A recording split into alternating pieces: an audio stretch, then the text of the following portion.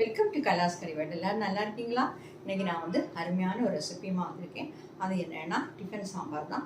ஈஸியான சாம்பார் வந்து நிறைய டைப்பில் நம்ம பண்ணலாம். பருப்பு சேர்க்காம பண்ணலாம், வெஜிடபிள்ஸ் எல்லாம் கம்மியாக போட்டு அப்படி பண்ணலாம், நிறைய டைப்பில் பண்ணலாம். ஆனால் இது வந்து பொட்டுக்கடலை வச்சு சாம்பார் பண்ண போகிறோம். ரொம்ப டேஸ்ட்டாக இருக்கும். நீங்கள் வந்து இந்த இட்லி தோசை இதை கூட எல்லாம் நீங்கள் பண்ணி சாப்பிட்டு பாருங்கள், ரொம்ப அருமையாக இருக்கும். வீடியோ ஃபுல்லாக பாருங்கள், பார்த்து உங்கள் ஃபீட்பேக்குன்னு தெரியுங்க. வாங்க இது எப்படி பண்ணுறதுங்கிறது பார்க்கலாம். ரொம்ப அருமையாக இருக்கும். வேலை வந்து ரொம்ப கம்மி, டைமும் தேவையில்லை.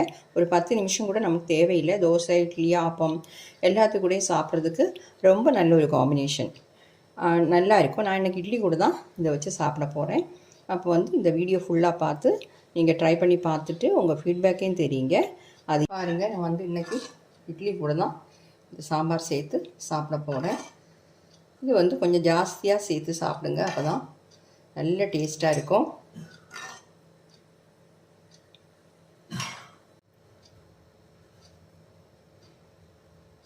இந்த மாதிரி நிறைய எடுத்து சாப்பிட்லாம். அருமையான சாம்பார். வாங்க அது எப்படி பண்ணுறதுங்கிறத பார்க்கலாம். பாருங்கள், அந்த பொட்டுக்கடலை சாம்பார் பண்ணுறதுக்காக நான் ஒரு பெரிய வெங்காயத்தை கட் பண்ணி வச்சுருக்கிறேன். 2 தக்காளி, மீடியம் சைஸ் தக்காளி தான், அதையும் கட் பண்ணியிருக்கிறேன். ஒரு 6 பச்சை மிளகா இந்த மாதிரி கீறி வச்சுருக்கிறேன். ஒரு 6 பல் பூண்டை இந்த மாதிரி இடித்து வச்சுருக்கிறேன். கொஞ்சமாக கறிவேப்பிலை. மீதி உள்ளதெல்லாம் சேர்க்கும்போது பார்க்கலாம். சீக்கிரமாக பண்ணிடலாம் வாங்க. ஒரு பேன் சூடு பண்ண வச்சுருக்கிறேன். அதில் வந்து ஒரு 2 டேபிள் ஸ்பூன் ஆயில் சேர்த்துடலாம். சூடாகட்டும். நம்ம எண்ணெய் வந்து சூடாகிடுச்சுங்க. இதில் 1 டீஸ்பூன் கடுகு சேர்த்துடலாம். கடுகு பொரியட்டும். இப்போ வந்து நாம் இதில் கொஞ்சமாக கறிவேப்பிலை சேர்க்குறோம். இடித்து வச்சுக்கூடிய பூண்டை சேர்த்துடலாம். பச்சை மிளகாய், வெங்காயம் எல்லாமே சேர்த்து வதக்கிடலாம்.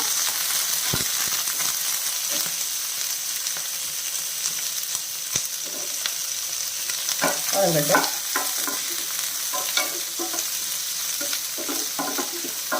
ரொம்ப ப்ரௌனாக வதக்கணும்லாம் கிடையாது, முக்கால்வாசி வதக்கினா போதும். இது வெங்காயம் ஓரளவுக்கு வதங்கிடுச்சு.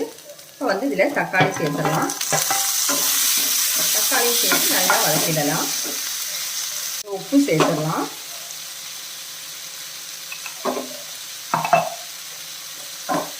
வதங்கட்டும். பாருங்க, நம்ம வெங்காயம் தக்காளி நல்லாவே வதங்கிடுச்சு. இதில் வந்து நாம் இப்போ கொஞ்சம் தண்ணி சேர்த்து வேக வைக்கணும். நான் 1 கப்பு தண்ணி சேர்த்துருக்குறேன். நல்லா கொதிக்கட்டும். கொஞ்சமாக மஞ்சள்தூள் சேர்த்துக்கலாம். 1/4 டீஸ்பூன் தான் சேர்த்துருக்குறேன்.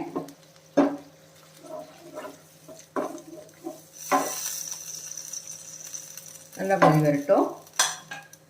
டைமில் நாம் வந்து ஒரு மிக்ஸி ஜாரில் கொஞ்சம் பொட்டுக்கடலையை பவுடர் பண்ணி எடுத்துடலாம். நான் வந்து ஒரு 3 டேபிள் ஸ்பூன் சேர்க்குறேன். இந்த பொட்டுக்கடலை வந்து ரொம்ப சேர்க்க வேண்டாம், சேர்த்தா ரொம்ப கெட்டியாயிடும் நம்ம சாம்பார். இப்போ 3 டேபிள் ஸ்பூன் தான் நான் சேர்க்குறேன்.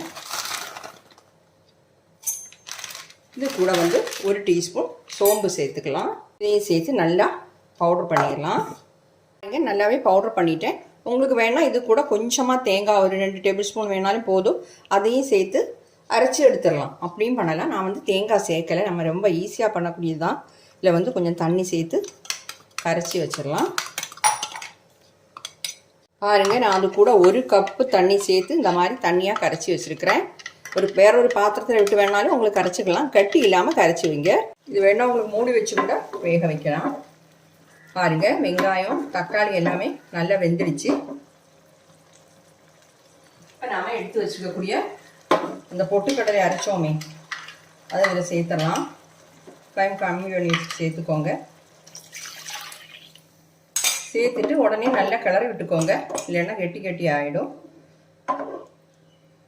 நம்ம முதல்ல 1 கப் தண்ணி சேர்த்தோம். பொட்டுக்கடலை கூட இப்போ 1 கப் தண்ணி சேர்த்தோம். இனி 1 கப் தண்ணி சேர்க்கலாம். ஏன்னா இந்த பொட்டுக்கடலை வந்து கொதிக்கும் போது நல்லா திக்காயிடும்.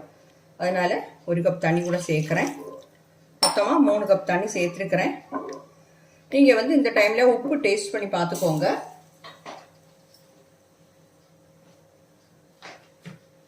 உப்பு கம்மியாக இருந்தால் கொஞ்சம் உப்பு சேர்த்துக்கலாம்.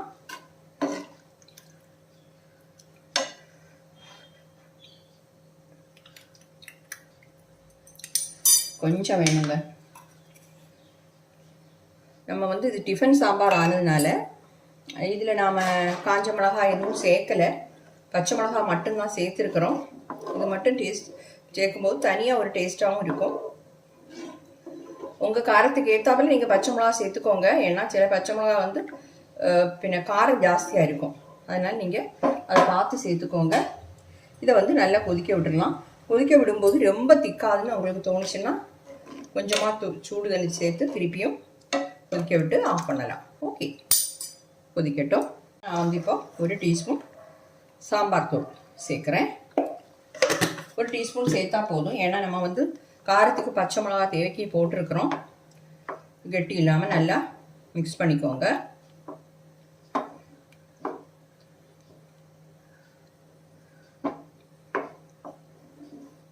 கொதிச்ச உடனே நல்லா கெட்டியாயிடும்.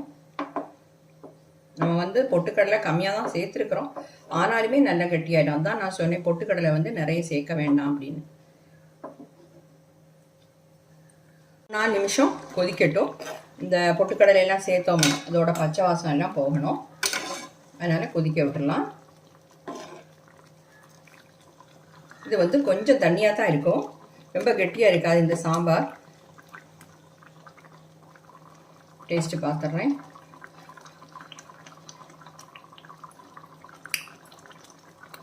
அருமையாக இருக்குது. காரம், இந்த தக்காளியோட புளிப்பு எல்லாமே கரெக்டாக இருக்குது.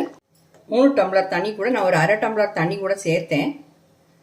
ஏன்னா இந்த சாம்பார் வந்து நான் சொன்னது மாதிரி கொஞ்சம் தண்ணியாக இருந்தால் தான் இந்த இட்லி தோசை கூட மிக்ஸ் பண்ணி சாப்பிட்றதுக்கு நல்லா இருக்கும். பாருங்கள், கடைசியாக நம்ம கொஞ்சமாக கொத்தமல்லி தழை சேர்த்து ஃப்ளேம் ஆஃப் பண்ணிடலாம். நம்ம அருமையான டிஃபன் சாம்பார், பொட்டுக்கடலை சாம்பார் சூப்பராக ரெடி ஆகிடுச்சு. இதை ஒரு சர்விங் டிஷ்ஷுக்கு மாற்றிடலாம். நம்ம அருமையான பொட்டுக்கடலை சாம்பார் வந்து சூப்பராக ரெடி ஆகிடுச்சு. கட்டாயம் ட்ரை பண்ணி பாருங்கள்.